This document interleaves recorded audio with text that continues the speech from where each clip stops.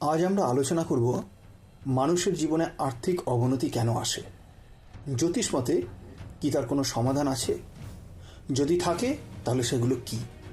শুধু আর্থিক সংকটই নয়, মানুষের জীবনে যা ঘটে সমস্ত কিছুর পেছনেই রয়েছে জন্ম ছকে থাকা গ্রহ নক্ষত্রের প্রভাব। জ্যোতিষশাস্ত্র এটাই মনে করে এবং মানে। এক্ষেত্রেও তাই কিছু গ্রহ এবং তাদের ভাবের দুর্বলতাকেই দায়ী করা হয়। জ্যোতিষশাস্ত্র বলে দ্বিতীয় এবং একাদশ ভাবের দুর্বলতার কারণেই এই সমস্যা তৈরি হয়। জন্মছকে দ্বিতীয় ভাবকে সঞ্চিত অর্থ বা ব্যাংকের জমানো টাকার স্থান হিসেবে ধরা হয়। এখানে যদি রাহু, কেতু বা মঙ্গলের মতন অশুভ গ্রহ বসে থাকে তাহলে সঞ্চয়ে তীব্র বাধা আসে। একাদশ ভাব হলো ইনকামের ঘর। এই ঘরের অধিপতি দুর্বল হলে আয়ের পথ বন্ধ হয়ে আসে এবং পাওনা টাকা আর ফেরত পাওয়া যায় না, বরং অশান্তির সৃষ্টি হয়ে আরও ক্ষয়ক্ষতি বাড়ে। এরপরের কথাগুলো একটু জ্যোতিষী কচকচানি বলে মনে হলেও আমি বলবো আপনাদের সেটা মন দিয়ে শোনা উচিত।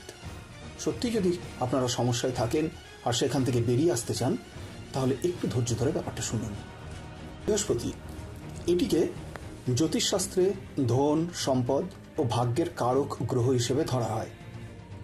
জন্মছকে এই গ্রহ যদি দুর্বল হয় এবং রাহু বা কেতুর সাথে যুক্ত হয়ে চণ্ডাল দোষ তৈরি করে তাহলে ব্যক্তি যতই রোজগার করুক না কেন তার হাতে টাকা থাকবে না।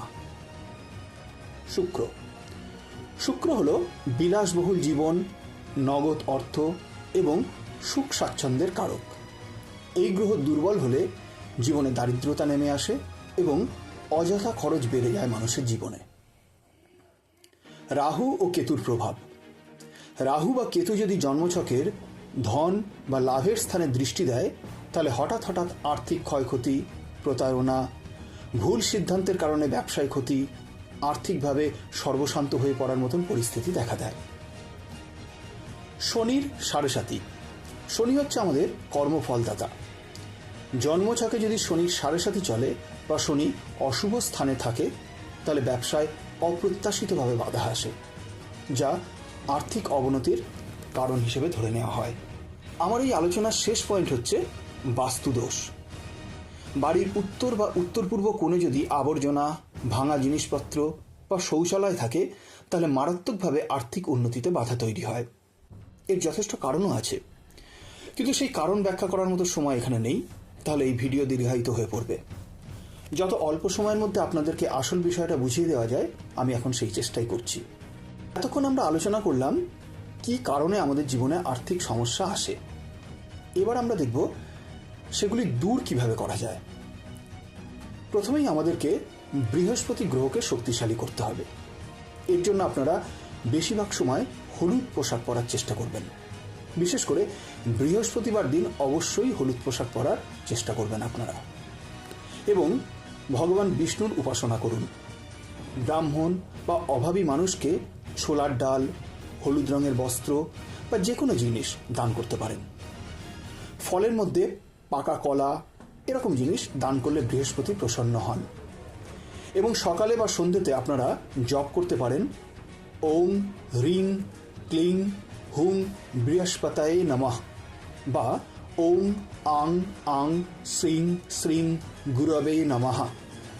এতে উপকার পাবেন।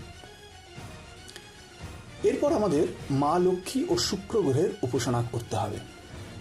প্রতিদিন না পারলেও অন্তত শুক্রবার সন্ধ্যায় মা লক্ষ্মীর সামনে প্রদীপ জ্বেলে কনকধারা স্তোত্র পাঠ করুন।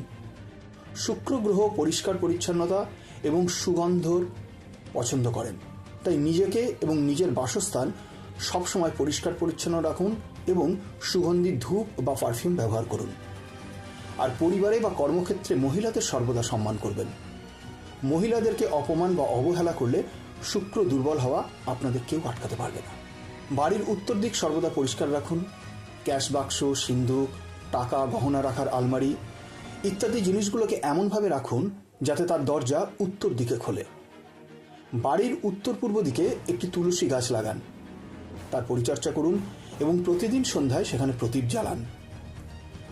শনি ও রাহুর বিধান হিসাবে প্রত্যেক শনিবার কালো তিল, সরিষার তেল, কালো ছাতা বা জুতো অভাবী মানুষদেরকে দান করুন। আর অবশ্যই সৎ থাকার চেষ্টা করবেন। আপনি যদি অসৎ উপায়ে কিছু করতে চান তাহলে জেনে রাখুন শনির প্রকোপে একদিন হয়তো আপনি সুইসাইড পর্যন্ত করতে বাধ্য হবেন। আর যদি আপনি শনির দেওয়া হাজার সমস্যার ভেতরেও নিজেকে সৎ রাখেন তাহলে একদিন শনি আপনাকে এত কিছু দেবে যে আপনি কল্পনাও করতে পারবেন না। এটা আজ লিখে রাখুন আমার কথা হিসেবে, 100% মিলবে, এটা আমার গ্যারান্টি। সাথে মঙ্গল ও শনিবার হনুমান চালিসা পাঠ করলে শনি ও মঙ্গল উভয়ই অশুভ প্রভাব থেকে বেরিয়ে আসতে পারবেন। সকালে উঠে স্নান সেরে উদীয়মান সূর্যদেবকে তামার পাত্রে জল, সামান্য লাল সিঁদুর এবং লাল ফুল দিয়ে অর্ঘ্য নিবেদন করুন। সূর্যদেব আত্মবিশ্বাস ও কর্মে উন্নতির কারক, যা পরোক্ষভাবে আর্থিক সমৃদ্ধি ডেকে আনে আমাদের জীবনে।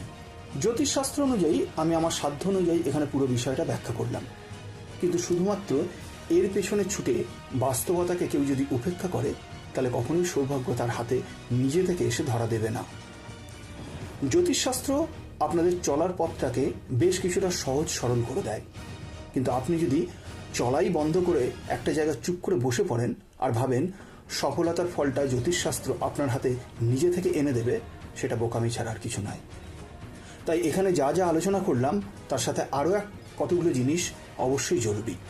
তা হলো আর্থিক উন্নতির জন্য আপনাদেরকে সঠিক পরিকল্পনা করতে হবে। পরিশ্রমের বিকল্প নেই, তাই পরিশ্রম করুন এবং যে কোনো পরিস্থিতিতে নিজের বুদ্ধিকে কাজে লাগান। সাথে গ্রহ সন্তুষ্টির জন্য যা যা বললাম সেগুলো করুন, আশা করি সুফল নিশ্চয়ই পাবেন। আজ তাহলে এখানেই শেষ করছি।